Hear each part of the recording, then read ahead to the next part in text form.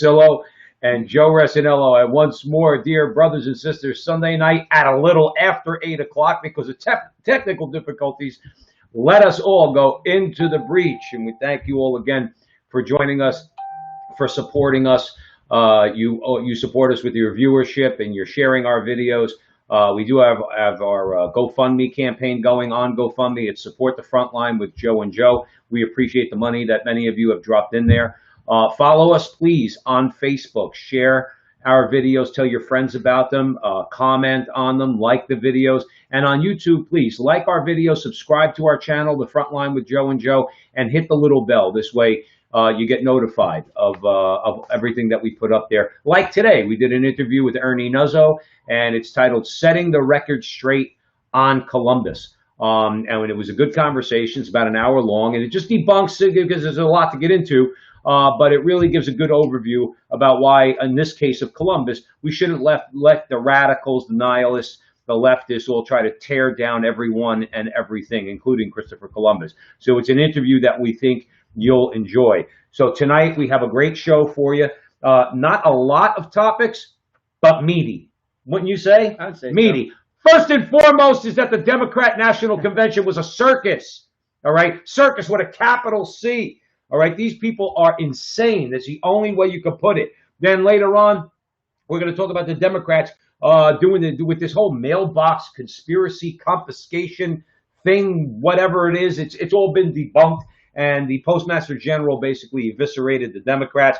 And then we give a couple examples, like Paterson, New Jersey, very close to us. Okay, Donald Trump mentioned Paterson, New Jersey. He said in the Rose Garden, or I think it was the Rose Garden, he goes, look at what happened in Paterson, New Jersey. You know, so Paterson, New Jersey, out in Nevada, this mail-in ballot is just a means by which the Democrats are going to cheat. So we're going to get into that a little bit. And also, sorry, conservatives, boycotts work.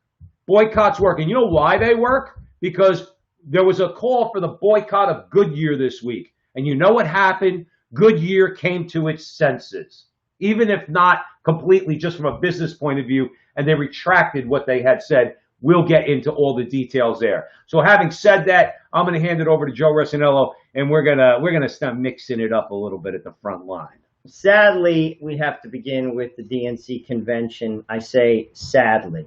So let me just give a little intro into the discussion, and then we'll just take it from there. You used the right word, by the way. Okay, Joe used the right word, sadly. But you know what I'm trying to do? I'm trying to turn a new leaf. I'm trying to not get as angry. Don't get mad at me, okay? I'm trying to not get as angry. I'm trying to laugh at certain things. Now, I'll be crying, not literally, on November 4th if Biden gets elected. But between now and then, I'm trying to take this stuff, and I'm trying to laugh my ass off. So go ahead, Joe. The Democrats wrapped up their party's convention having officially coronated former Vice President Joe Biden as their 2020 presidential nominee, with California Senator, Kamala? Is that the new way to say it? It's Kamala. Kamala.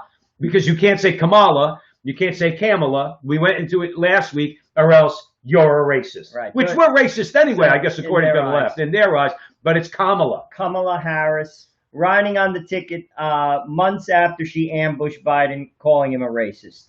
After nominated the farthest left presidential ticket in history with more than a $10 trillion platform spearheading the left's 21st century woke revolution, the Democrats have roughly 2.5 months to make their case to the nation before Judgment Day, which is November 3rd. Let's sum it up. The DNC convention spent 4 days featuring 8 hours of an Orange Man Bad infomercial in prime time. If this is any preview ahead, the Democrats are pinning their message on pursuing the total transformation of American society into an exhaustively woke socialist utopia with faux moderate Biden as their Trojan horse. Faux moderate. The DNC convention was a circus, but a boring one at that. While the 4 nights of primetime coverage featured Bill Clinton as the party's moral compass, John Kerry as a legendary Middle East peacemaker, and Governor Andrew Cuomo as the coronavirus miracle worker. I'm sorry. How do you not laugh at that? Bill Clinton is the moral compass of the Democrat Party.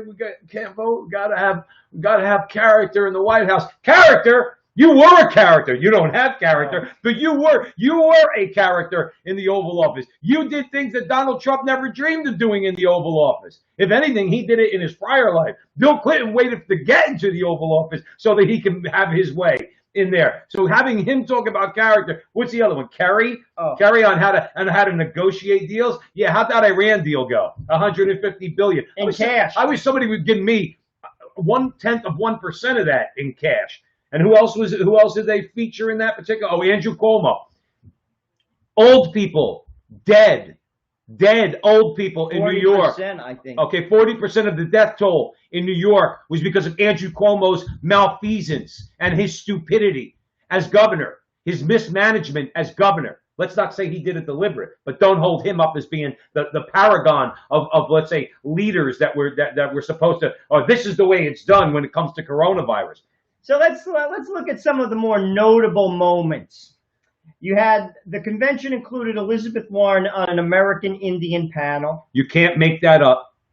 By the way, the American Indians refuted that. Right. They're like, what's she doing up there? It's just absurd. Well, you know, my poopa, remember what she said? That was it, poopa, peepoo? I'm not making fun of Native American. I'm making fun of her. Like she said, my poopa said that was my grandma, and she had high cheekbones. Okay, I guess that proves that you're Native American because you had high cheekbones. In the meantime, it was found out Donald Trump's got more Native American blood in him than Elizabeth Warren has in her. The DNC removed God from the Pledge of Allegiance. Oh, there's a shock. During the Muslim Delegates Assembly, the party superdelegate A.J. Durrani led the Pledge of Allegiance and skipped over under God. This is exactly what he said.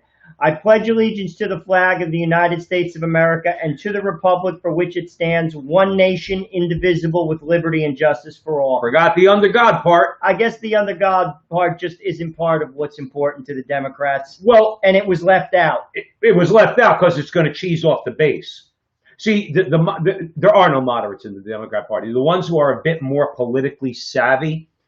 See, what they should do is they should grab the leaders of BLM and Antifa and the rest of the radical groups. They should bring them in the back room and they should listen. Now, I'm giving them advice. I don't want them to win, but this is what I would do if I was Tom Perez. You get them in the back room. You could give them some cigars and some Grey Goose because that's what they have when they go back there. All right, Antifa and the rest of them, they'll indulge.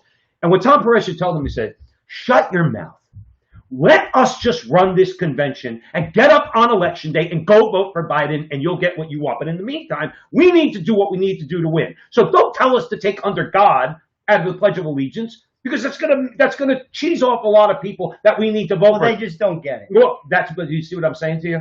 They don't get it. If you were a bit more politically savvy, you would turn around and you would tell these groups, go to your people and tell them, we're just going to come across as moderate as we can be. Then when we get in there, you guys are going to have a place at the table. But shut your mouth between now and then and let us try to get elected. It's their mistake. And by the way, I'm glad they're making it. I'm glad they're making that mistake. LGBT activist Jay May says party needs to get behind abolishing the police, ICE, and prisons.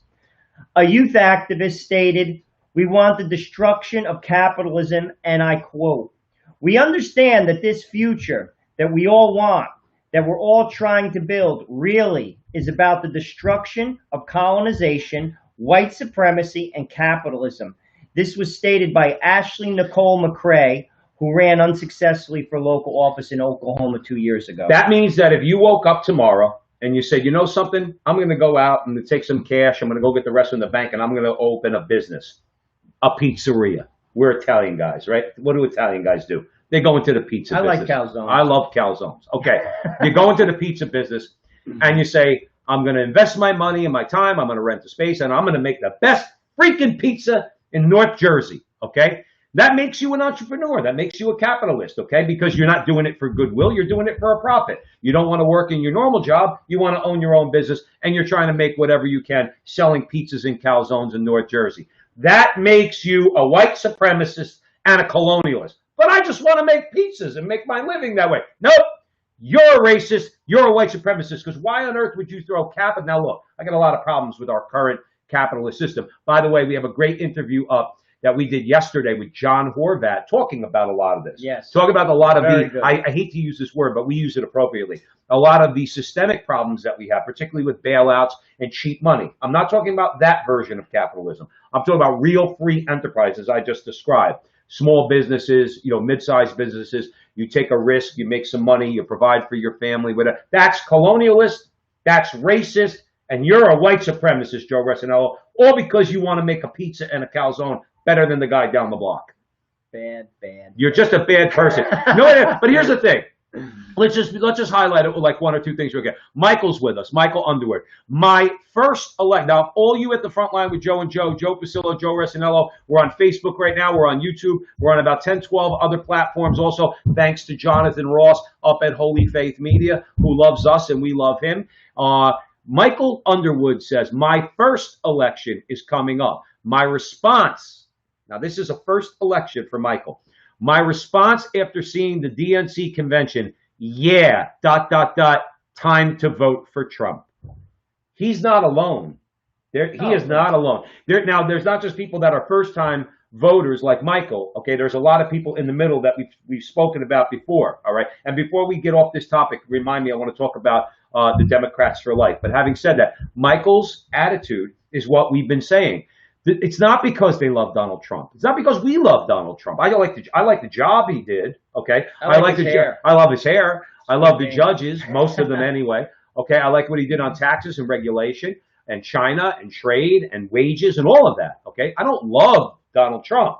I respect Donald Trump. I think he's a pragmatic politician. But here's the thing. Not loving him, even if I was like a little like this, but I could look at what he's done and say, well, a lot of that's not been so bad. And then I juxtapose that with these people, I'm like, it's just like the title of this video. It's a circus, man. And that circus is going to occupy the White House. So when they talk about people, oh, can you imagine if Sarah Palin has her finger on the nuclear bomb, or if Donald Trump has his finger on the nuclear bomb? Take any one of these characters.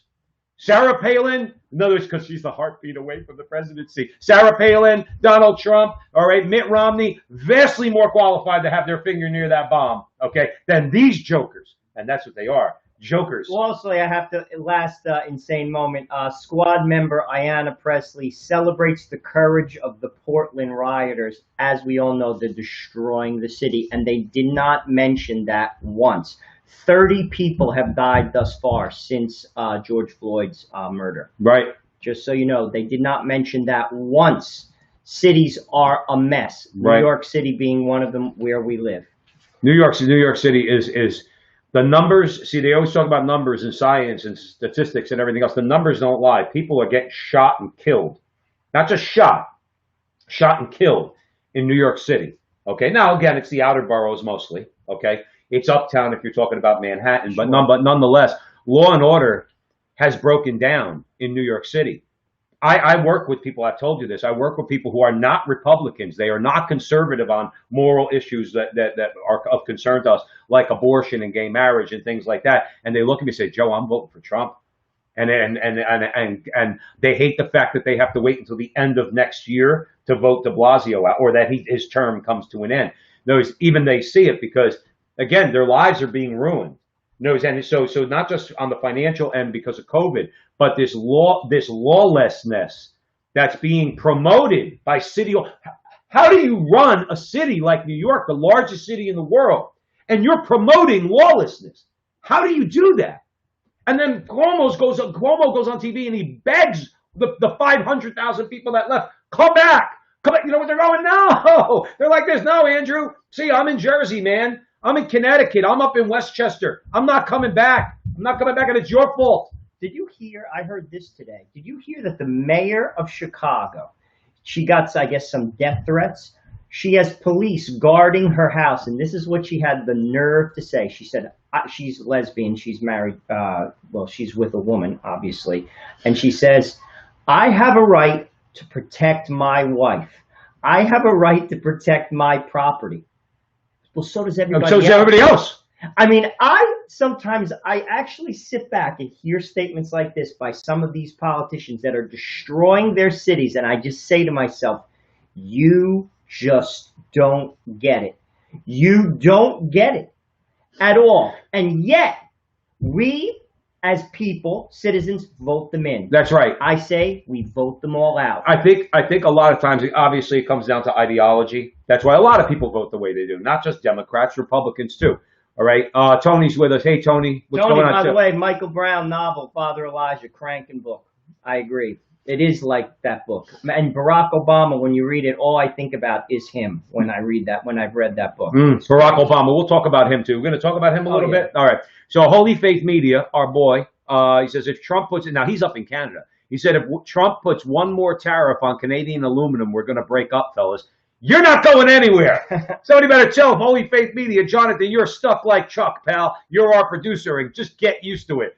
And he also said, but here's a serious question. Saw one election model, the guy who goes on Fox and is called the last 24 of 26 elections. He thinks Trump takes New York. Thoughts, guys? Here's our thoughts.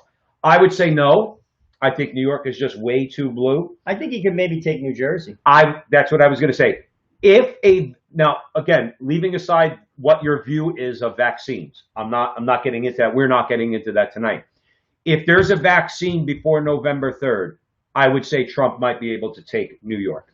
Okay. And another interesting thing too, a lot of people in New York won't vote Republican because they're not going to vote for a pro-life candidate. They're not going to vote for a candidate who does anything to stop abortion. Okay. But a lot of New Yorkers do vote on LGBT issues. And we were talking before the show. Donald Trump has done nothing to that community. He has done nothing to adversely affect that community at all. They have actually no gripe with him. They make more money than everybody else. And because of Trump, they're able to keep more of their money than they were under Obama. And it's very possible that that community, that specific community, if in fact there was a vaccine, just throwing it out there, might turn around and say, Trump didn't do anything to me. I'm going to go vote for him. I could see that. I'm not saying it will happen. I can see that. As far as Joe's point about New Jersey, I think we said that like over a month ago. If there's a vaccine, Trump takes New Jersey. If Chris Christie could get elected governor in a pro-choice state, a pro-abortion state, and Chris Christie, to his credit, was out. He did take the position that he was pro-life. Okay, if he could get elected in this state, Donald Trump can too. But it would take something major, I think, to answer Jonathan's question. I think it would take something major like a vaccine. Another observation from the committee, outside of the fact, the convention rather, outside of the fact that it was a circus, the convention kicked off with the official theme of unity, but it focused primarily on basically a divisive party talking point, dominated mostly by race. Several segments of the DNC's first convention night focused on racial strife and division, a theme pushed by the Democrats in the wake of George Floyd's murder on May 25th, which spurred riots, obviously, across the country. This is just one statement. This is the mayor of Washington, D.C., Muriel Bowser. This is what she had to say, with the backdrop of Black Lives Matter Plaza, as she said it. She basically said she touted the false peace protesters. This is a talking point of the DNC, sadly. They're peaceful. Meanwhile, like I said, 30 people have been killed since May 25th, and invoked her 2-year-old daughter, explaining that she wanted her to grow up in an America where the president doesn't fan the flames of racism and looks out for all of us. And this is what else she had to say. She said, "We can't just paint these words," referring to Black Lives Matter, "behind me. We can't just say those words. We have to live those words. We have to undo the laws and systems that have codified racism for far too long, urging everyone to challenge our own biases." Now, doesn't she need to take her own advice as a Democrat, Joe? I would say this is the part that I find to be just unbelievable. Doesn't fan the flames of racism. That's all that they have done. Right. That's all that they have done. It's always projection. This convention was one action of projection after the next. On not just to Donald Trump, by the way. On to you. If you say, okay, you want to know what? Black Lives Matter. I want a change in the education system in the inner city. I want the unions broken up, or at least I want competition to be allowed. I want charter schools. I want private schools. I want vouchers. I want all that because it's going to help Black Americans. Black Lives Matter. I want that. The answer to that is no. That's what they'll say. No. Now, Black Lives Matter. There's more black babies that Joe and I point out all the time that are killed in the womb in New York City than are born in New York City. Black Lives Matter. I want abortion abolished in New York City because it's adversely affecting black people more than anybody else. How about those? Do Black Lives Matter then? Are you going to join me, Miss Bowser, Mayor Bowser? Well, not in D.C. If you chalk that on the sidewalk, you get arrested. You got arrested, all right? There were kids that did it. Right. Young kids. Right. Writing that in chalk. Right. Meanwhile, these people are painting. Many of them didn't have permits to do so. So where is the systemic racism coming from? In other words, Mayor Bowser, the systemic racism that you are projecting onto us, you and people like you in your party, not your race, your party, have perpetrated this on African Americans. You have imposed a systematic racist system on African Americans, and it's the real, authentic conservatives. Speaking specifically to the school systems in the inner city, that is systemic most racism. Blatant example of systemic racism, I just mentioned the both of them, and Joe and I say it all the time, education and abortion. More black babies are killed than are born. That is an assault on black people in America. Their lives matter too.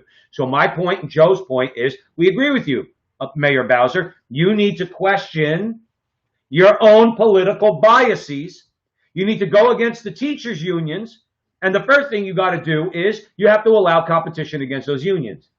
That's not going to happen. So she's full of crap. That's a long-winded way of saying Muriel Bowser is full of crap. Well, speaking of which, speaking of full of crap, let's get a Michelle Obama talking point from this lovely convention. You remember, you're really not, Joe. I'm just saying, and all you good people on the that are out there watching us on the front line with Joe and Joe on Facebook, on YouTube, please like, subscribe, share. You see the tone in my voice has gotten a little bit more muted because you can't. She's such a beautiful and wonderful person who has such a light within her. You can't say anything about Michelle Obama because if you do, guess what? You're a racist. Go ahead, Joe. She talked about kids and what she believes they are witnessing in the world under the Trump presidency. This is what she had to say. She said, they see people calling the police on folks minding their own business because of the color of their skin. They see an entitlement that says only certain people belong here. She explained, urging people to vote for Biden like your lives depend upon it. Well, I agree with you on one point. Your life depends on it. And what I mean by that, your political life. Barack Obama lost a third of his power when Hillary Clinton basically was defeated by Donald Trump. If he defeats Biden, he loses another third. And I'll tell you what the death blow will be. It will be the final third, is when A.G. Barr directly connects Barack Obama to the 2016 election tampering because he knew about it. And there is no doubt in my mind that if A.G. Barr is given 4 more years, he's a very competent man. He will discover that. And I'm not saying he's going to go to jail, but that will crush the Obama family political legacy, and he will be sent back to Martha's Vineyard. Which is not a hardship for him, because he gets to live. He robbed America left and right. He gets to live his life in what did Bugs Bunny call it, the lap of luxury. Oh, all right. So he gets it, and so he's got all the luxuries. Okay, and he'll be able to live his life that way. Okay, but yes, something has to happen legally to Barack Obama and the rest of them, by the way. And the rest of them. Well, don't think Joe that they're Biden, sweating bullets. No, listen. They are praying.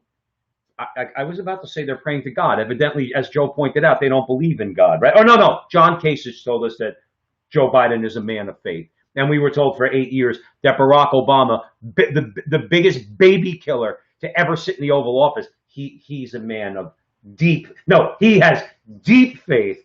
Okay. So now I forgot my friggin' point. But the thing is, they are, like you said, they are sweating bullets because Bill Barr, if you saw him, see, there was two stories real quick about the Attorney General Barr going up against, yes, in front of the House Judiciary Committee. There was the leftist shenanigans. Talk about a circus. That was a bigger circus than the DNC. Okay. The other story was watching Bill Barr and his composure. Watching Bill Barr, he threw a couple jabs, called Jerry Nadler, said, yeah, you got some real class there, Nadler, which I love, because that's something I would have said. Yeah, he wouldn't let him take a pee break, okay? And he goes, no break. He goes, yeah, you got a lot of class, Mr. Chairman. But my point is that watch Bill Barr. If you don't go now, all right, but on YouTube, watch some of the clips from that hearing, and you say to yourself, if I'm a Democrat, I really don't want to mess with this guy. Well, he's the smartest guy in the room. In that room? At least, listen, in most rooms, most rooms he walks into, he's the smartest guy. In that room, they're a bunch of yahoos, okay, with Einstein walking in the room, okay? He crushes them. And frankly, I think the evidence is clear. And you know, what I find also interesting is this. When Trump said that in 2016, I can remember reading things on social media. People were like, he's crazy. He's just, no, he's not. And they're going to prove it.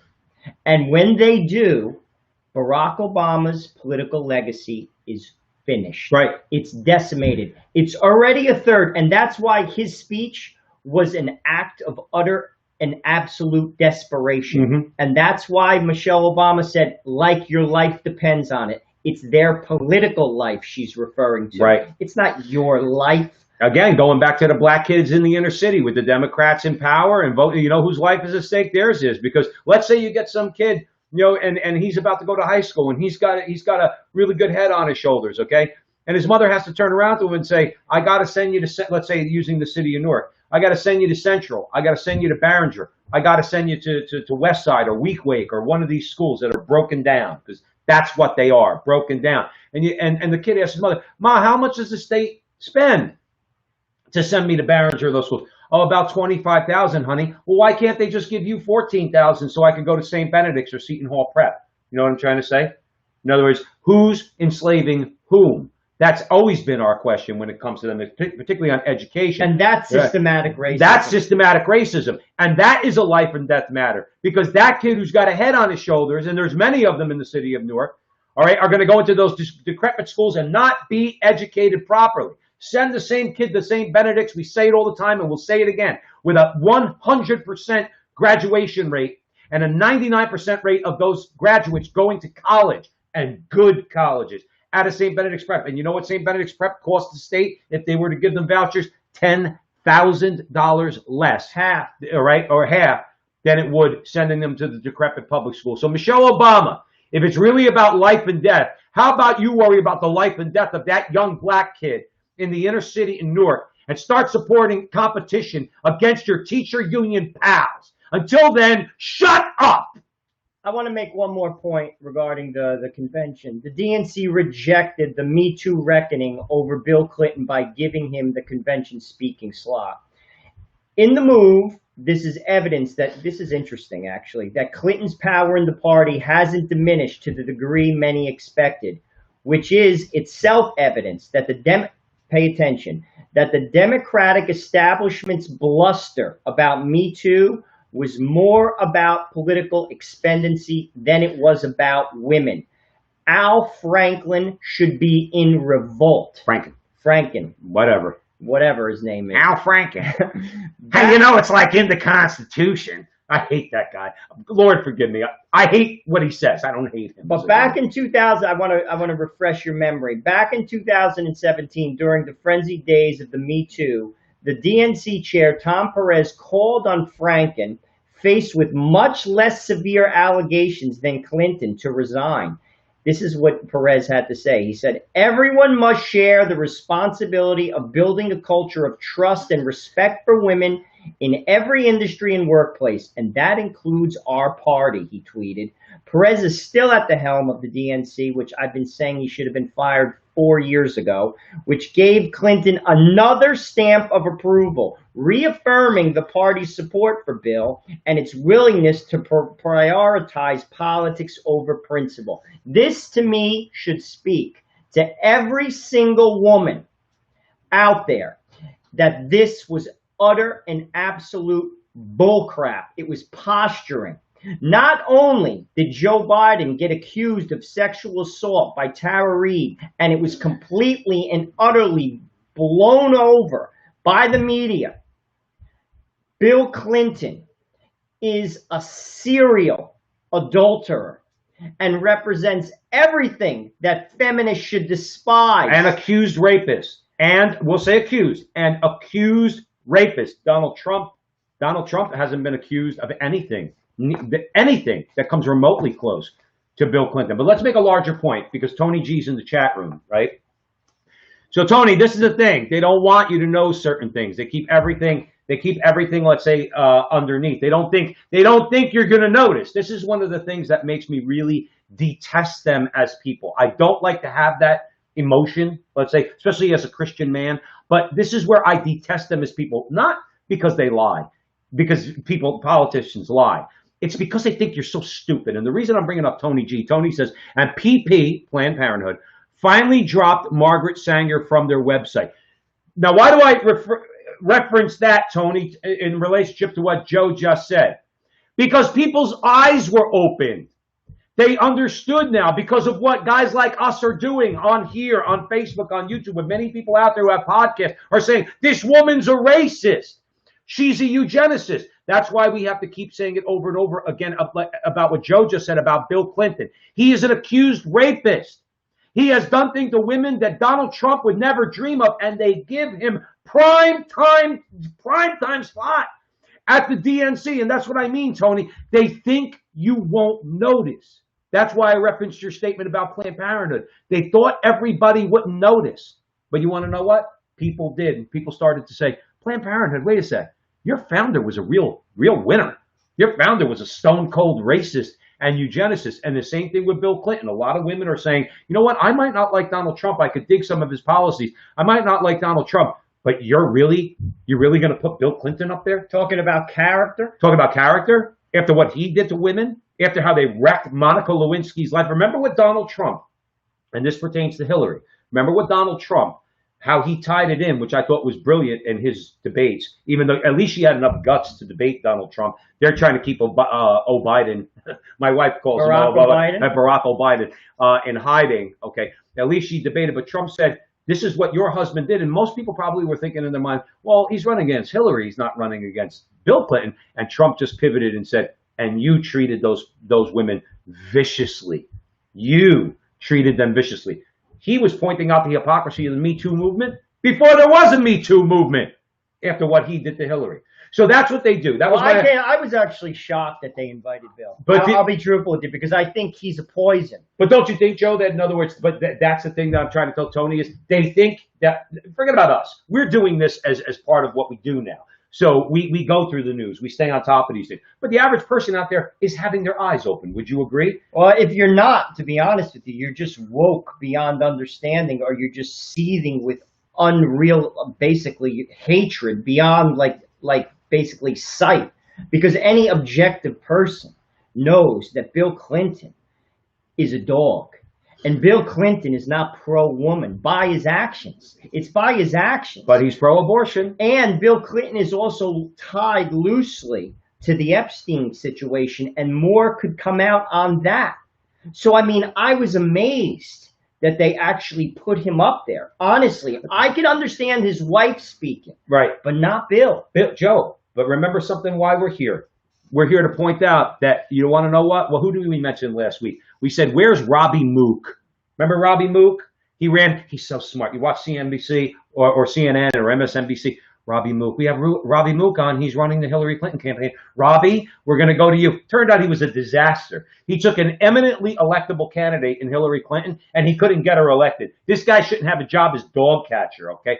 And it's the same thing. Robbie Mook's nowhere to be found because Robbie Mook blew something that should have been there. Let's face it, the Democrats should have won. Hillary should have won in 2016. And if it was anybody other than Trump, she would have, okay? But this guy didn't know how to pivot.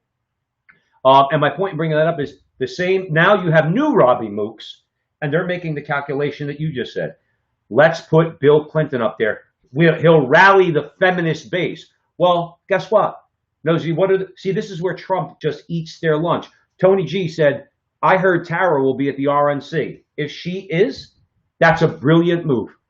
I think that's a brilliant move to have her speak at the RNC and say, Joe Biden attacked me in the hallway, in the Senate building, and this is what he did. And you want to know what? Let's see the feminists attack her. Because remember what you pointed out a few weeks ago, the New York Times, the writer from the New York Times. Yeah. I believe Tara Reid, but I'm voting for Joe Biden anyway. She's an ideologue. She's a radical feminist, the woman who wrote that. What about the woman who's let's say, leans How about Democrat. this? How about this woman? How about Kamala Harris, who actually said she believed Tara Reade? Right. Is she going to vote for Donald Trump? Right. You see, this is where, I'll be honest with you, their platform, I say this objectively, I'm 50 years old. This is the worst American ticket for president in my lifetime. I thought Hillary was a bad choice. I really did. I thought she was a horrible choice because she had so much baggage. She had a good resume, too much baggage. This platform, both what they stand for, how they're pretending they don't stand for it by basically wrapping Joe Biden in the wrapping paper, saying he's a moderate, and just the incompetency of Joe Biden himself. And Kamala Harris, who, by the way, she didn't even win her own state when she was in the primary. She was, I think, behind Sanders and Elizabeth Warren in California. She's an unlikable person. And when she did drop out, I think she only had 4% of the vote. Yeah. Of the Democratic vote. Right. This ticket is horrible. Right. It's horrible. And they think they're going to be able to use all these tactics. We're going to talk. What are we talking about next? The post office. Oh yeah. So they're going to use all these tactics, okay? Because as we phrase it, and because I heard Michael Boris phrase it this way at Church Militant, because they're trying to drag. It's a good way of describing it. Drag Joe Biden across the finish line, because as Joe said, they have to drag because. You drag someone when they're on the ground, okay? That's when you drag someone, okay? And Kamala Harris, based on the numbers you just said in California, okay, and Joe Biden, because he's so cognitively malfunctioning up here, okay, they're on the ground. They're trying to drag them and drag them and drag them. And you know what? Here's going to come overweight, orange man bad, and he's just going to come trotting on the track. And he's just going to go, bye, guys. Bye. I love you. You're terrible, but I love you. And he's just going to keep going to the finish line. And you know what they're going to say on November 4th? You're all racist, all you American people. You're all – Donnie Deutsch said it last week, okay? He's on – I don't know if he's still on CNBC or where he was when he said – he goes, a third of the American people are racist. I swear. They think somebody needs to bring them back to Poli-Sci 101. Okay, and learn a little bit about politics. Maybe you should go read Machiavelli. There's more to Machiavelli than just, the ends justify the means. Maybe you'd understand what you don't want to do. You don't want to insult the people that you're asking to vote for you. And when they don't vote for you, it doesn't help you for the future to call them all racist. And I don't care that they do. You want to know why? Because they'll just continue to lose, especially to orange man bad. So you're at the front line with Joe and Joe. Joe Pasillo, Joe Resinello. We're way into the breach on Facebook, on YouTube, across 10 other platforms. Please like, subscribe, share, do all that fun stuff. Tony G's dinner time with his girls. Tony, have a great dinner. Have a little chicken parmesan, my friend. All right, so where are we headed next? I think we're going to the post office, right? The DNC is going postal, pardon the pun. The Democrats are attempting to create the false mailbox conspiracy. Basically, they're saying Donald Trump is deliberately crippling the U.S. Postal Service so that it can't handle the votes by mail in November, even forcing it to remove mailboxes. The truth is that mailboxes were removed because mailboxes are always being removed. At least 14,000 mailboxes were removed during the Obama-Biden administration. The Democrats are creating new hysteria to cast Trump as a tyrant and motivate their conspiracy to the American voters. Sadly, the truth is far more mundane than what they're trying to basically state. This is what you call going over like a lead balloon, okay? They're floating it, and then what they find out is that, okay, this one's a lead balloon because it's lead. And what it does is it comes crashing to the ground because it's just a dud. So go ahead. Tell everybody why it's a dud. I mean, the removal, this is the funny part. They basically make this claim, and then the Postmaster General basically halts, until the election. He basically says, I'm not doing jack. So guess what? I'm going to halt the removal of any mailbox from now until the election. And here's the funny part. I mean, this is a conspiracy theory like the others that the DNC has basically put out for the last 4 years that has just gone bust. basically, at least for normal people who are living in the real world, people are not that stupid. Mm-hmm. And frankly, they just passed something in Congress. It's going to go to the Senate. It's all posturing bullcrap. They passed a $25 billion package to basically support their vote by mail, i.e. cheat by mail theme. What is the problem? If you could protest, if you can go to Walmart, you can go and vote. And frankly, you may have to wait a little longer if you want to social distance everybody, spread them out, make the line a little longer, maybe only allow a certain amount of people inside the school gym. But it can be done. And by the way, your employer by law has to let you have off on election day. So don't say you got to go to work. So what is the problem? They're not making anybody go to work. I mean, preventing anybody to vote. You can vote. You just have to get up off your behind and get there. And frankly, we've covered it on past shows in Nevada and New York, and today we're going to cover what's going on in Paterson, New Jersey. There are issues with this. Serious issues. Because there isn't an infrastructure.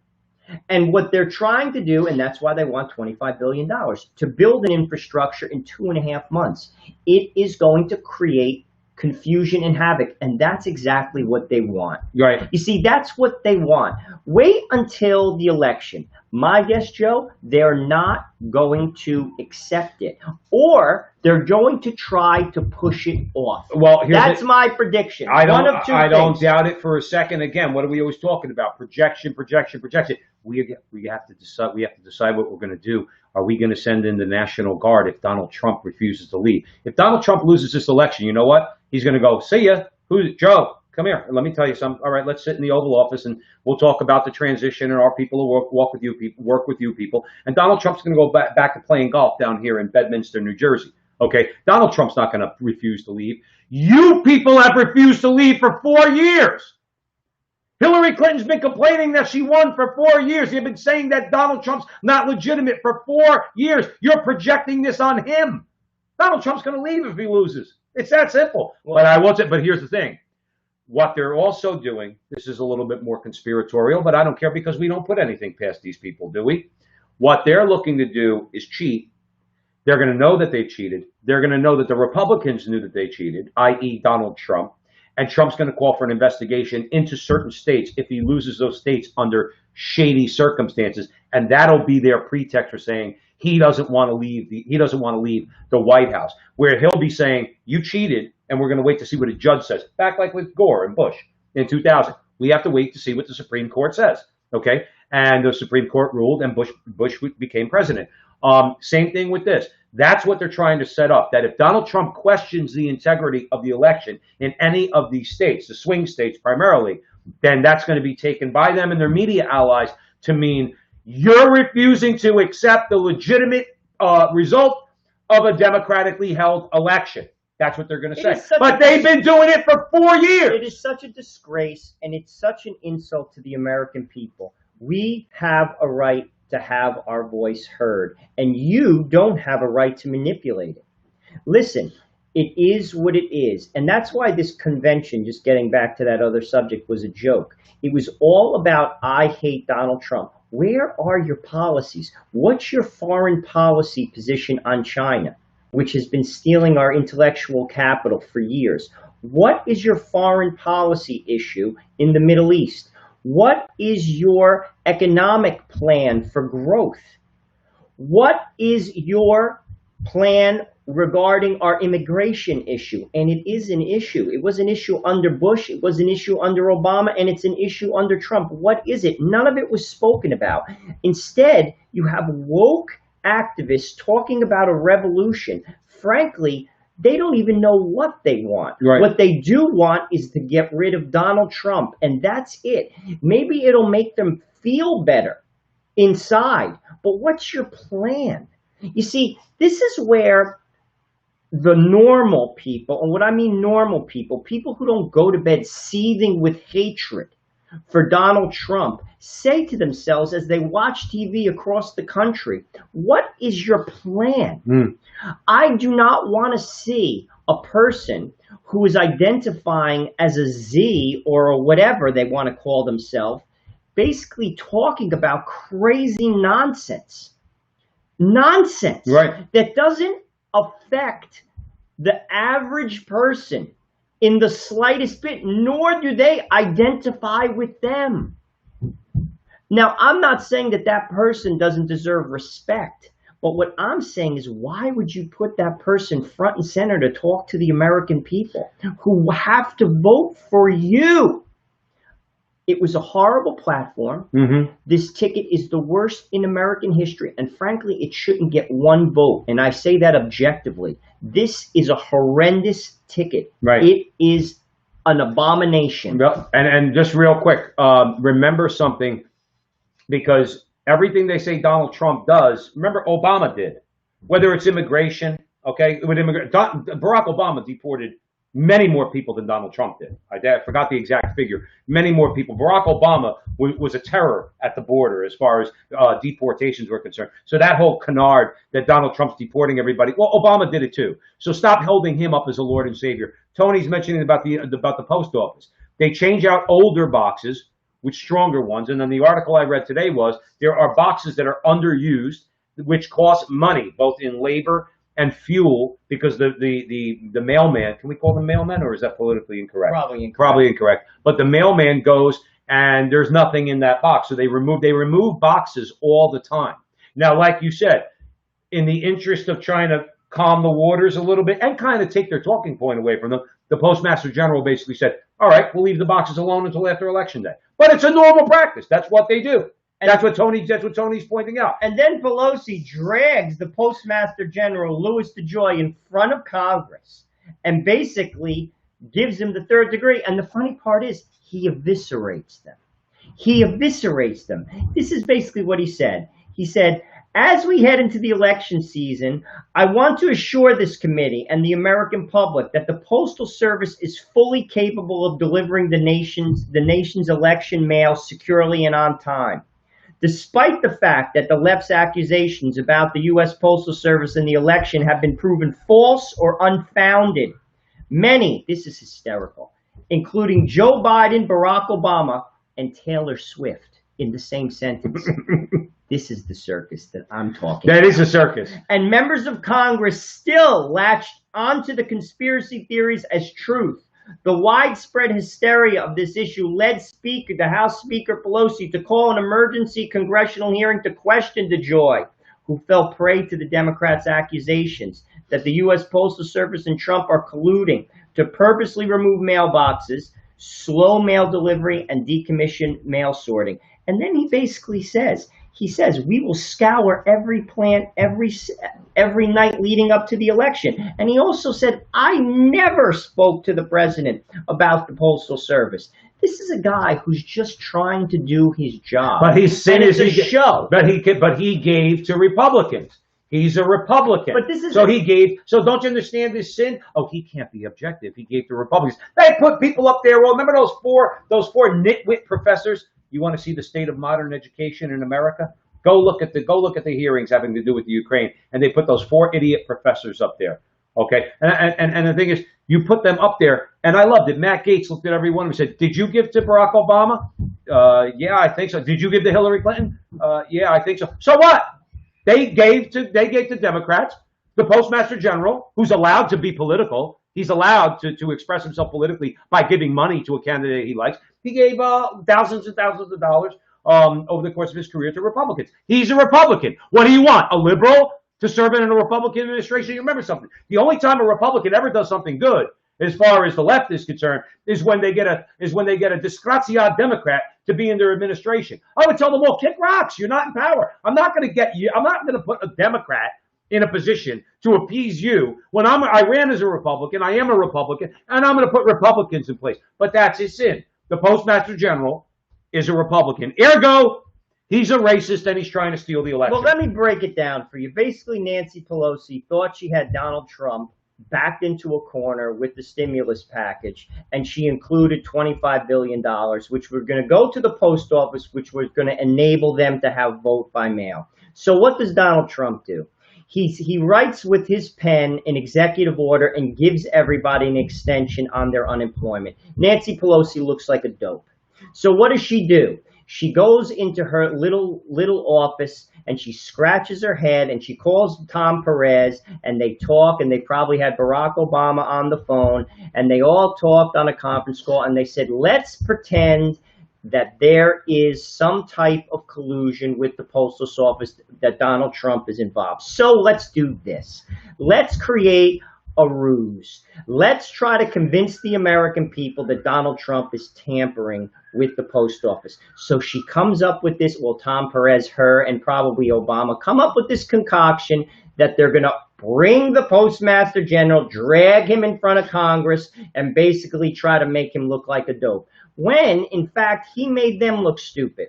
He made them look stupid. So then what's her next step? She basically passes in Congress a $25 billion package, which probably isn't going to pass the Senate. And even if it did pass the Senate, Donald Trump is going to reject it. And then what is she going to do? She's going to say it's a conspiracy theory. Donald Trump is behind it. He doesn't want you to vote. And the election is not legitimate. And he doesn't want you to vote because he's Orange Man bad. And he's a racist. So this is exactly what's going on. And listen, I didn't go to Harvard, but I could see it as clear as day. It's a ruse. She's trying to create a smokescreen. She's trying to confuse the issue at hand. And the issue at hand is this. Your platform stinks. Say it right, Joe. Your platform sucks. And your candidate is weak. He sucks too. And he can't win on his own 2 feet. So this is what you have to do. Doesn't it strike you that they see that? Remember, I mean, it's as obvious as the day is long. What you see out there when it comes to real clear politics and all these polls and everything else, I'm not saying that some of them are not legitimate and done without biases, okay? But remember, what you see and what the operatives in the party see on the inside, the internal numbers, particularly in the battleground states, because that's where the fight is, okay? Why do you think they're doing all this? They're looking at the numbers and saying, oh, those stupid coal miners in Pennsylvania, they're going to vote for Trump. That's what they're saying. These young black kids in Philadelphia, they have 10% of them don't want to go and vote for Donald Trump. That's what they're saying. What are we doing about it? Let's create a conspiracy. Donald Trump's trying to steer the election by disenfranchising you because he's not allowing you to vote by mail, and he's got his lackey in the post office that's doing his bidding. They're seeing these numbers, Joe, and they're quite frankly, they're crapping in their pants. They know that I would guess this, and I could be obviously completely wrong. I have no crystal ball or anything like that. They're probably saying to themselves, we're going to get crushed. If we can't steal this election somehow, we're not only are we going to lose, we're going to lose the presidency, we're going to lose the House, and the Senate's going to expand and go more Republican. So, and look, it'll be a self-inflicted gunshot wound to the Democrats because they have gone so far to the left that they're losing a lot of people who say, you guys are, you can't even begin to call yourself mainstream or moderate anymore. You are completely in the tank for the left. Bernie Sanders, AOC, the squad, that's who's running this party. That's who's running this party. Well, speaking of mail, we got to go to Patterson. Now, this is a good example. Okay, and this is the third example we've given on this show. Last week, as I said earlier, we spoke about Nevada and we spoke about New York. They are holding a new election in the city council race, which is marred by voter fraud charges. I'll give you a little background, then we'll have a little discussion. Both the race's apparent winner and a sitting councilman were charged with voter fraud. State Superior Court Judge Ernest Capicella has ruled that a new election will be held in November for a disputed Patterson City Council seat, just weeks after the race's apparent winner and sitting city councilman were charged with voter fraud.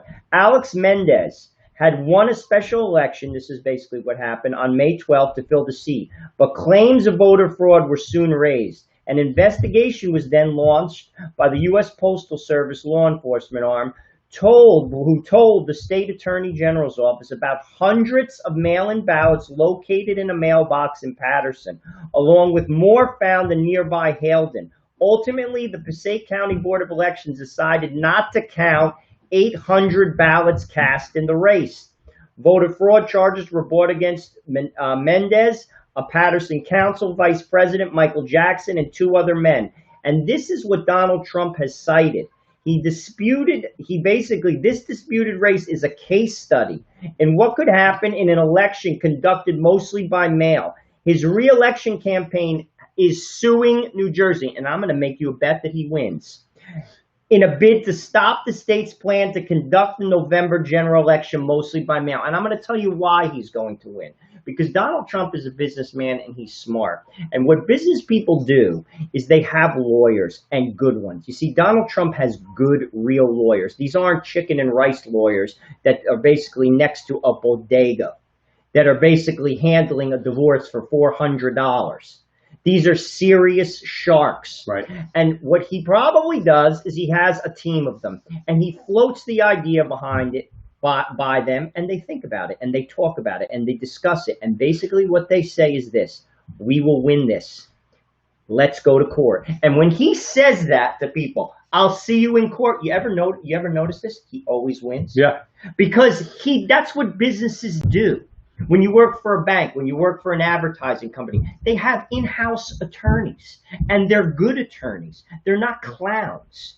These are people who went to serious schools, Duke Law School, Columbia Law School. They're smart as hell, and they know the law inside and out, and they're aggressive, and they have staff that does research and teams that work and analyze and break down facts. And he goes to them and basically says, this is our situation in New Jersey. Right. And what they say is, let's look at the law. Right. And then they say, we're winning. Take them to court. I'll make you a bet. You heard it here. Jersey has to back down. I'll make you the bet. No, I don't doubt it for a second. And everybody who underestimates Donald Trump, and every time he opens his mouth, how can he say that? How can he make that statement? How come it's always true? He said in 2016 that the Barack Obama administration spied on his campaign. How can he say that? Now we know, we mentioned it earlier, Bill Barr is going to put people in orange jumpsuits, God willing. John Brennan is next. John Brennan. That domino's about to fall. Right. Sally Yates, Biden was in that room, Obama was in that room, Susan Rice was in that room. In other words, Donald Trump, when he said it, how can he say it? It's a conspiracy theory. Now it's all out in the open. It's the same with this. It's the same thing with this. Donald Trump saying, look, just happened in Paterson, New Jersey. How can he say that? Okay, well, good. I'm going to see you in court. We'll see what happens. We'll see what happens. And like you said, he's going to win. Even New Jersey, even the people in New Jersey, as liberal as they are, they're starting to have it up to here, like we said in the beginning of the show. And we've covered it a few times over the last year in New Jersey, where people are saying, you people are all insane. It was like the impeachment trial. Clowns. You get Alan Dershowitz. Just eviscerated them. That's all you have to listen to. He's a constitutional expert, Harvard professor, genius. He eviscerated them. It was like clowns. Right. It was like I was waiting for somebody to come out and start to juggle. It was so ridiculous. He eviscerated them. And this is exactly what he does. And there's a lot more, by the way. There's a lot more evidence that they're going to be able to show. They're going to show what happened. In other words, when they make their case to the American people, not just in a New Jersey courtroom. We covered it in Las Vegas. Over 200,000 votes, right? That wound up getting tossed out. Correct. 223,000 votes in Vegas were tossed. I believe, if my memory serves me correctly, it was 17%. Right. Of the vote. That's potential fraud. And Donald Trump's going to be telling this to the American people over the heads of the media, which is why they hate him. That's why they keep saying, I wish he would stop tweeting. He's going to keep tweeting because he goes over your head, honey, over at CNN or Jim Acosta or at MSNBC. He goes over your head, and that's why they don't like the fact that he tweets. And that's why they want $25 billion, because what they have to prove in court is this, that you have the infrastructure. You see, that's going to be the lawyers, basically, their argument. You don't have the infrastructure. And guess what? Nancy Pelosi knows that. Right. And guess what? That's why she's asking for $25 billion in the stimulus package. And she ain't going to get it. And she's not going to get it. And that's why they're all bitching. And that's why you're seeing this three-ring circus with the Postmaster General. And that's why they're going to lose in New Jersey. And we can't wait. And we can't wait. Not necessarily the election, but this case. This case. Because they have to prove that they have the infrastructure to support an entire state voting by mail in a timely manner and in an ordered manner.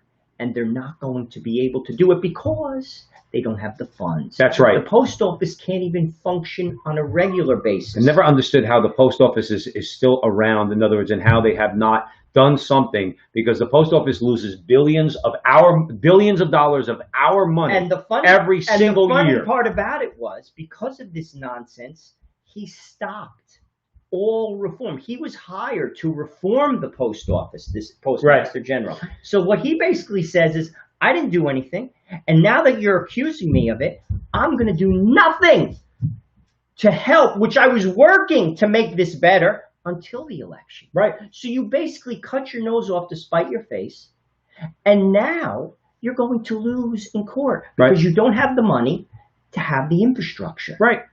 And it comes down to that. So what does that say to me? Get off your ass, wait on the line, social distance on the line like you do in Walmart. Show your ID. Show your license and vote like an adult. That's right, because that's the way we all have to do it. And I was thinking in my mind, what the Postmaster General basically said to the Congress is, my old Italian mother would say, hey, this is too bad. It's too bad. Barbara's joining us. Hey, Barbara from Wisconsin. Betty's with us. Betty says, God willing, Trump will win. Keep praying. Keep the faith. Yeah, we always say the same thing, Betty. Donald Trump is like he's obviously he's not a savior. Jesus Christ is. He's a wall. He's a wall that could stand between the radicals, the rabid left, those who will take away every freedom you have, particularly your religious freedom and your freedom of speech. And he's a wall between them and us. But if he gets elected, Betty, Joe and I have said on the show, we're going to keep repeating it. That's God giving us a 4-year reprieve. If we don't get up off our asses collectively and change the culture of this country, which will in turn change the politics, then we get what we deserve. That means that we have to open our mouths. We have to go out and vote. We have to support candidates. We have to go and protest. We have to rally. We have to boycott. Now, why do I use that word? Because I'm segueing into our next conversation. And this is exactly what we need to do, as Joe said, and Donald Trump gets it, and we're going to illustrate it. After Goodyear bans Blue Lives Matter. Goodyear, by the way, Goodyear. I think Goodyear, what do you think? I think NFL. I think NASCAR. I think blimps, NFL. I think NASCAR. I think America. I think apple pie. That's what I think of when I think of Goodyear. You know what that is? It's exactly what's going on across all of the corporate spectrum. These people are woke, and they're not in touch with their customers. You see, these folks, because they don't eat, they don't live, they don't socialize with the people that buy their products, and they lose touch. That's what you're seeing in the NFL with Goodell. That's what you're seeing in the NBA. And frankly, they don't care. What they understand is what happened here. They understand when you take away their money, and then they come to their senses because they like their country club lifestyle. Right. They like their $4 million house and their $5 million vacation home. They like that lifestyle. They enjoy having their wife go on nice vacations and go to the spa and send their kids to Ivy League school and have nice cars. Meanwhile, they lose touch with the people who buy their products. And this is what happened. Donald Trump called for Goodyear tire boycott after the rubber company banned Blue Lives Matter. This is what he said. Don't buy Goodyear tires. They announced a ban on mega hats, Trump tweeted. Get better tires for far less. This is what the radical left Democrats do. Two can play that game, and we have to start playing it. You see, it's about leverage. We've been saying this, and we've covered this on this show on a number of occasions. You have to hit them in their pocket. Particularly, we talked about with the Sandman family regarding that March for Life issue when they took CNN and the Washington Post to the cleaners, and there's a few more down the line. Linwood is going to basically eat their lunch, that lawyer. This is what you have to do.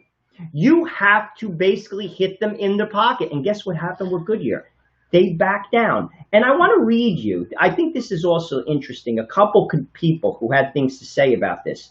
Earl Weber, he's from California. He's a black conservative in Congress. This is what he said. How the hell is this not considered some kind of discrimination? He's talking He's talking about Goodyear. This is Matt Walsh. He's one of our favorites on our show. This is what he had to say. Goodyear bans Blue Lives Matter and All Lives Matter messages while allowing BLM and LGBT messages. We need to get the hashtag boycott Goodyear trending. They need to overturn this discrimination against police and apologize for it.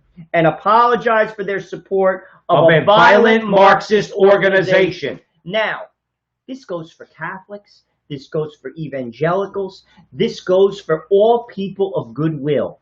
When you start having products, I'm going to use Starbucks, for instance. When, I think it was Howard Schultz, when he ran Starbucks, he said, if you are only for marriage between a man and a woman, I am not interested in your patronage. You know what our answer should be to Mr. Schultz? You're not going to get it. You get nothing from me. You see, this is how you do it. When Disney puts a basic transgender Mickey Mouse or something character or whatever, or something like that, which is basically proselytizing to our children, we turn it off. Right. We don't go to Disney World. We don't buy the Mickey Mouse shirt. They will get the message. You know why? Because their God is money. They have no principles. Right. They have no principles and they have no character. I will say this about Howard Schultz. I will say this. At least he was man enough to say it.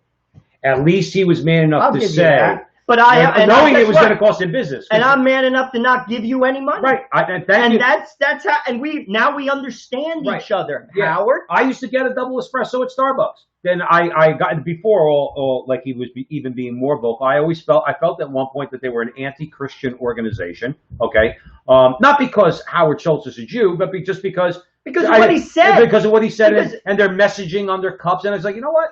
I'm going to stop going to Starbucks, even though I like their double espresso. I'm just going to get coffee at the old standby, which is, Dunkin' Donuts. Every time I come over to Joe's on Sunday nights, I stop at Dunkin' Donuts and I want to get myself a cup of coffee. I don't go to Starbucks anymore. So I got the feeling then, but at least I'll give him enough credit. He's one of those cultural warriors who runs a company, Starbucks, who said, if you don't agree with gay marriage, we don't want your business. Good. You don't get it. Now, it should be enough for conservative people, okay, to not go into Starbucks, to say, I'm not going into Starbucks. But Starbucks has kind of always had that kind of like air about them. This is Goodyear. This is Goodyear. That's the thing. So the thing is, and another thing too. Can I make a point? Sure. Would that be okay? Because we have to talk about very quickly, briefly, because we're coming up on the end of the show. We have to talk about conservatives, okay? When they tell you boycotts don't work, laugh in their face, because this boycott worked.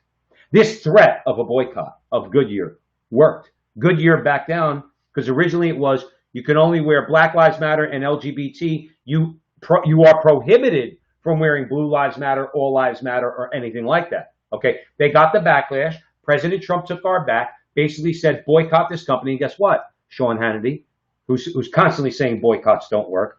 No, they work. As Joe said, when you cost people money or threaten to cost them money, they will act. You will cause an action. What people like, again, this is a guess. I'm not putting this on Sean Hannity before everybody thinks I'm being unfair, okay? But my guess is that these guys worship the free market so much, they don't want to see any company's bottom line get hurt. Why would Sean Hannity be against the boycott of Goodyear? Or why would he try to convince people that boycotts don't work? We watched Jesse Jackson and Al Sharpton threaten boycotts their entire careers and get companies to actually change their positions on things. Gandhi did. Right. Gandhi boycotted salt.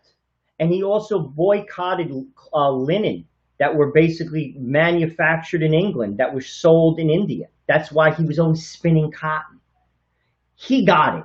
He financially strangled the British. Right. That's what you do. And that's what we need to do in America. You financially strangle them. You don't do it with your hands. You basically just nod and say, okay. Okay. Well, we could work this. Right. What do you think unions do? Right. Do you think union workers get paid by corporations because they like the people who basically build their buildings? They despise them. Right. But they have to pay them. Right. Because they won't be able to get a worker to bang in a nail. Right. And they particularly hate unions, okay, because a union will say, we have a closed shop. You can't just hire whoever you want. Now, that's something that I never was completely for my whole life, but in the last few years, I've changed my position on that because of what I keep telling you and the audience here at the Frontline with Joe and Joe. I don't like the actions of the corporations. I don't like the actions of the CEOs. I don't like the fact that every time it's about making money, the first target is labor. Well, no, you don't look at labor as an entry on the balance sheet. Those are human beings and you need to pay them. And I've changed my position. Yes, you could have by law a closed shop. You have to hire from our union. You have to pay our wages if you want to build that billion-dollar building. You know who's done that his whole career? Donald Trump. Okay, and it shows you as a business model, no, you can make a ton of money because you know who's made a ton of money? Donald Trump, by employing union labor. Now, they have set-asides for non-union labor, things like that, but the vast majority of the people that built his buildings are union laborers. So you can make a lot of money, become a billionaire, you could even become president of the United States, okay, while at the same time you've employed union labor. So let's just be, let's be clear about that because it's one of those things, like I said, free marketeers, they hate the word union, but like you said, when they look at each other, they don't like each other. If I looked at some of these CEOs, if I looked at the CEO of Goodyear, let's say Joe and I had influence, real influence, and we can influence people like Trump did, where we could say we're boycotting Goodyear, and we were in the office with the CEO. I don't have to like him, and he's certainly not going to like us. But you know what you got to do? You have to negotiate. You're going to have to talk. It's about leverage, and leverage works. Right. You see, leverage works because, again, money talks and BS walks. And I'm going to tell you right now, if a CEO is hit in his bottom line and his dividend is affected, he loses his job. And he or she knows that. And at the end of the day, when you affect that bottom line, they will change. Because it's about the dividend. Mm-hmm. And that is their report card. And that is what we should be doing.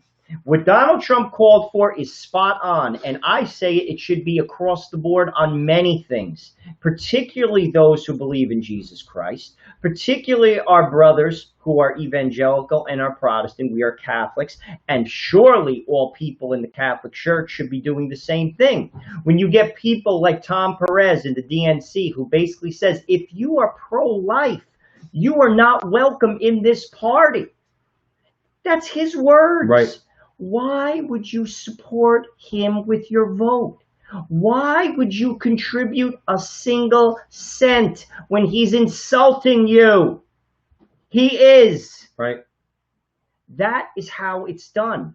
And that is how you move the lever. Goodyear moved. Know why? Because it affected their bottom line, and that is how we do it. Right. That's a very good example of how we should move forward in this country when these corporations, because our battle is not just against the government and the radicals. Corporate America, that used to be, generally speaking, characterized as conservative, has now gone in the tank with the left. They've embraced everything radical, while at the same time, the majority of their money comes from people who don't agree with this agenda, whether it's LGBT, whether it's Marxist organizations like Black Lives Matter. They don't agree, yet they keep taking our money. And why do they take our money? Because we give it to them. As Joe is saying, as Donald Trump proved, threaten not to give it to them.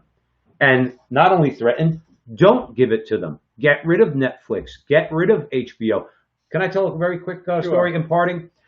Good friends of ours, they have a traveling statue of Our Lady of Fatima, all right? So we have that statue in our place now for the next couple of weeks, okay? And it's a good reminder. I take it as a good reminder. In other words, where Orly and I, my wife, in other words, our attitude is, we pray our rosary and we have our protection of Our Lady. That while we have the statue in our house, you know what? And it's a good reminder for when the statue's not there in the future. Don't bring things into your home that would, let's say, insult the Holy Family. You know what I'm trying to say? In other words, home is domestic church. Right. So So what does that mean? What am I trying to say? Don't watch terrible things on TV. In other words, don't bring that stuff into your home. In other words, don't let's say play a lot of the crap that's out there, let's say on YouTube and stuff like that. So I bring it up to say it's a good reminder. Your home is your domestic church. Your home should be as pure can be. Don't let this filth that comes from Hollywood. Don't let these products that come from these corporations who are so damn woke come into your home. Just do without them or find a competitor. Trump didn't say don't buy tires. He said, I can find you a place where you can get the tires cheaper. And that's who we should do business with. We should go out of our way to be conscientious of these things. That will help us, and Joe, in my opinion, help us tremendously.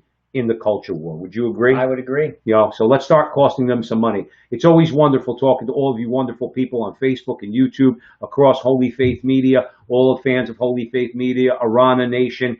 We can't see all your comments because of our software. We see some. So we know you're commenting out there. Know that we love you. Know that we're trying to talk the way you talk and address the issues that you want us to address. We thank you so much for your support. Please remember, particularly on Facebook, the Frontline with Joe and Joe, like our page, follow us, share our page and our videos with your friends. We have 2 new interviews. We have one with John Horvat talking about bailouts and cheap money. We have that on Facebook, and one with Ernie Nuzzo regarding Christopher Columbus and setting the record straight on Columbus. So that's on Facebook, and it's on our page on YouTube, the Frontline with Joe and Joe. And on YouTube, please subscribe to our page, tell your friends about us, and hit that little bell so that you're notified when we produce any content. And remember to visit the Crusade channel. That's where Joe and I are on Mondays, and we have a weekly show. We do a 3-hour show, and on the Crusade channel, you could do a free 30-day trial subscription. Mike Church runs a great channel down there. It is subscriber based, but you could do 30 days free. Joe and I gain nothing from that. We encourage people to go on the Crusade channel because it's an excellent radio show. Both Mike Church, Rick Barrett, Aaron Barker, Joe and I are there. Like I said, once a week. So it would be worth your time because they're all culture warriors down there also. So having said all that, we thank you again. And remember that our conversation is your conversation. And that conversation